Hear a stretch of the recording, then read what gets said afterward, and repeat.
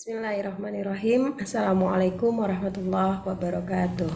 Alhamdulillahirrabbilalamin. Wabihi nasta'in ala umuri dunia waddin. Wassalatu wassalamu ala asyrafil anbiya'i wal mursalin. Wa ala alihi wa ashabihi ajmain amma ba'du. Puji syukur kita panjatkan kehadirat Allah subhanahu wa ta'ala, Tuhan semesta alam. Salawat dan salam kepada Nabi kita Muhammad SAW, yang risalahnya kita nantikan ila yaumil akhir. Syafaatnya kita nantikan ila yaumil akhir. Teman-teman yang saya banggakan dan saya cintai, mari kita buka perkuliahan ini dengan bersama-sama mengucapkan lafaz basmalah. Bismillahirrahmanirrahim. Selanjutnya saya ingin juga menyapa teman-teman yang beragama non-Islam. Semoga semua dalam keadaan sehat walafiat, salam sejahtera. Sebagaimana tugas minggu lalu, teman-teman diminta untuk mencatat dan menemukan kasus perkawinan anak di daerah masing-masing dan bagaimana penyikapan yang selama ini terjadi. Nanti akan kita bahas tentang kasus-kasus perkawinan anak di Indonesia, terutama di daerah tempat tinggal teman-teman. Namun sebelum itu saya ingin menyampaikan PowerPoint ya, pembahasan kita hari ini, ya ini tentang perkawinan yang dilarang. Salah satunya adalah tentang perkawinan anak. Mengapa perkawinan anak dilarang? Karena ini sangat terkait dengan dampaknya, terutama bagi anak perempuan ya. Karena dampak yang dialami dari praktik perkawinan anak itu berbeda antara laki-laki dan perempuan. Nah, dampak ini pula yang mungkin tidak banyak diketahui oleh orang lain, karena seolah-olah perkawinan antara laki-laki dan perempuan itu tidak memiliki dampak apapun. Padahal untuk perkawinan anak, dia punya dampak yang signifikan bagi perempuan. Teman-teman yang saya banggakan dan saya cintai, sebagaimana kita tahu, tahun 2030 nanti kita akan mencapai perkembangan yang disebut sebagai bonus demografi. Nah, bonus demografi itu sendiri bisa tercapai kalau orang muda, ya, anak-anak kita itu mengalami atau mendapatkan hak-hak terbaik, kemudian juga pencapaian yang terbaik bagi mereka. Tapi kalau misalnya itu tidak bisa tercapai, maka bonus demografi itu akan sulit kita capai bersama. Perkawinan anak merupakan sebuah perkawinan yang dilarang, ya. Mengapa? Ini akan kita bahas dalam PPT selanjutnya. Anak Indonesia di tahun 2017 itu ada 83,4 juta anak. Ya, ini prediksinya. 33,4% diantaranya itu adalah usia 15-17 tahun. Sedangkan 66,6% itu penduduk usia di atas 18 tahun. Ya. Dari 33,4% ini, 16%-nya itu 15,17 tahun, 27%-nya itu berusia 10-14 tahun, kemudian 29%-nya itu 0-4 tahun ya. Dan kemudian yang warna coklat ini 28% itu berusia 5-9 tahun. Jadi usia produktif dan usia anak itu sangat tinggi di tahun 2017.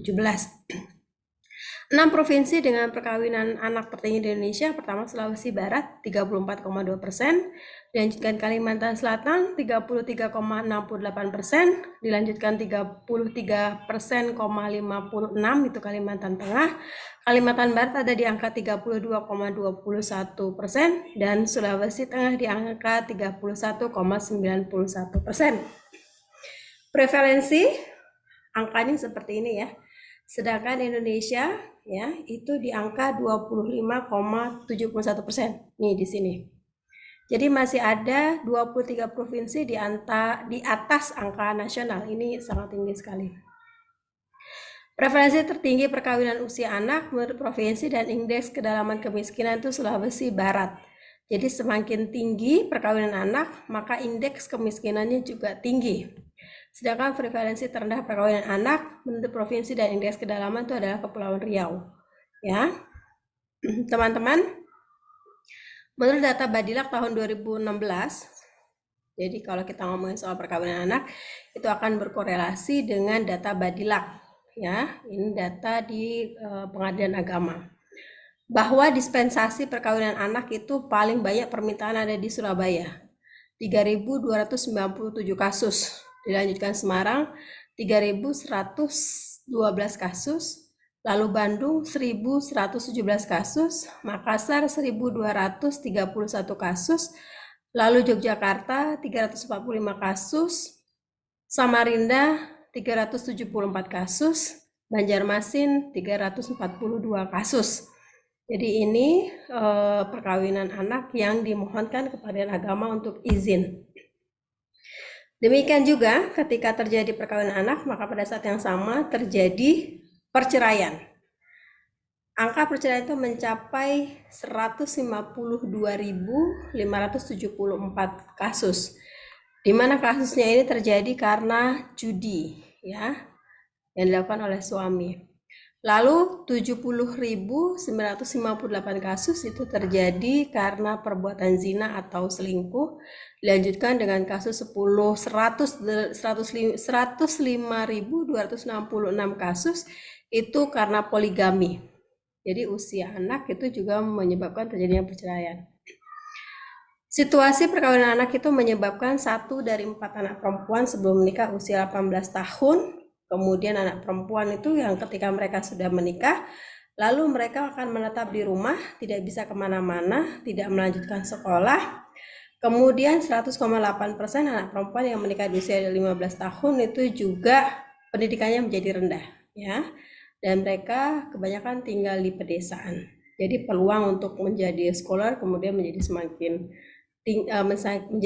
rendah. Dampak dari perkawinan anak, ya, diantaranya adalah kekerasan dalam rumah tangga, termasuk juga menyebabkan kematian pada kehamilan di usia 15 sampai 19 tahun. Itu sebabnya angka kematian ibu di Indonesia itu menjadi angka tertinggi di Asia Tenggara dan tertinggi pula untuk negara-negara dengan penduduk muslim. Analisa dampak dari perkawinan anak, ya, diantaranya pendidikan menjadi rendah, adanya KDRT, kerugian dari faktor ekonomi, komplikasi kehamilan, dan bayi juga lahir secara prematur karena ibunya belum siap. Selain itu ada gizi buruk. Jadi kalau perkawinan anak itu menciptakan gizi buruk bagi anak-anak yang dilahirkan, dan ibunya juga akan mengalami kekurangan pangan, ya. Jadi stunting bagi anak, dan kemudian ibunya juga menjadi kurus. Ini prevalensi provinsi dengan stunting atau kondisi gizi yang buruk. Di antaranya Sulawesi Barat, Maluku, Gorontalo, Nusa Tenggara Barat, Nusa Tenggara Timur, Kalimantan Selatan, Kalimantan Barat, Aceh, Sulawesi Tengah, dan Sulawesi Selatan. Jadi semakin ke kanan semakin mengkhawatirkan datanya. Proporsi status gizi juga demikian pada balita, sama, jadi rendah juga. Nah, kemudian proporsi kurang gizi kronik pada ibu, ya, usia subur, itu juga menjadi tinggi karena usia 15 sampai 19 tahun itu belum siap untuk hamil. Maka angkanya juga menjadi tinggi, menjadi 38,5%. Indikator fertilitas atau penggunaan kontrasepsi untuk perkawinan anak itu menjadi rendah. Perempuan yang menikah sebelum 18 tahun hampir 2 kali lebih, ya, yang kemudian juga kekurangan atau tidak mendapatkan pekerjaan layak. Ini merupakan data-data di mana indeks perkawinan anak itu menghambat pertumbuhan indeks manusia di Indonesia, termasuk juga kesejahteraan. Sehingga perkawinan anak penting untuk dicegah, karena ini bagian dari pelanggaran terhadap hak anak, terutama Sustainable Development Goals atau Goals 5 di butir ketiga, yakni menghapuskan praktik perkawinan anak yang membahayakan. Perkawinan anak tentu menjadi keprihatinan dunia, karena ini juga bagian, ya, dari komitmen Indonesia di tingkat internasional untuk menghapuskan perkawinan anak sebagaimana mandat dari SDGs maupun dari Komite SIDAW yang sudah dilaporkan pemerintah Indonesia. Penting bagi kita semua untuk mencegah perkawinan anak, karena ini masalahnya harus segera diselesaikan. Kalau tidak, kita akan mengalami bonus demografi yang tidak menguntungkan, ya, karena kemudian nanti bonus demografinya banyak dari mereka yang akhirnya menjadi kekurangan gizi, dan lain sebagainya. Dasar hukum dari penghapusan perkawinan anak ada Konvensi Hak Anak, ada peraturan perundang-undangan terkait, termasuk juga otonomi daerah. Bagi ibu dan bapak, sarjana desa yang sangat penting, undang-undang otonomi daerah, di mana implementasi itu bisa diwujudkan dari Komite SIDAW, ya, Konvensi Anti Penghapusan Kekerasan Terhadap Perempuan Anak, Beijing Action Plan, ya, kemudian juga Sustainable Development Goals. Penting juga melihat 24 indikator kabupaten atau kota layak anak supaya penghapusan perkawinan anak bisa sungguh-sungguh kita lakukan bersama. Selanjutnya saya ingin menampilkan sebuah video, di mana video ini mengingatkan kepada kita semua bahwa perkawinan anak itu kemudian berpotensi bagi terjadinya praktik-praktik membahayakan anak untuk anak kita. Silakan menyaksikan video.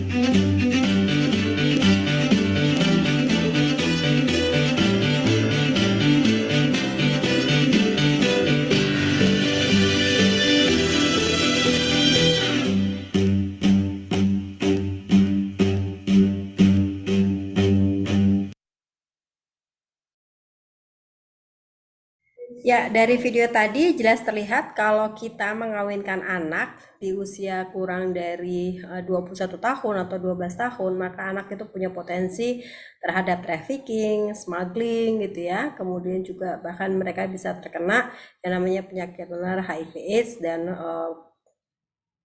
kerentanan-kerentanan lainnya. Tapi kalau misalnya kita memastikan anak perempuan kita tumbuh sehat, kemudian well educated, kemudian mereka juga bisa bersekolah dengan baik, kemudian mengunjungi dokter secara reguler gitu kan, maka akan tumbuh menjadi anak-anak yang sehat. Demikian, mudah-mudahan nanti berkolerasi dengan tugas yang diberikan. Terima kasih. Wassalamualaikum warahmatullahi wabarakatuh.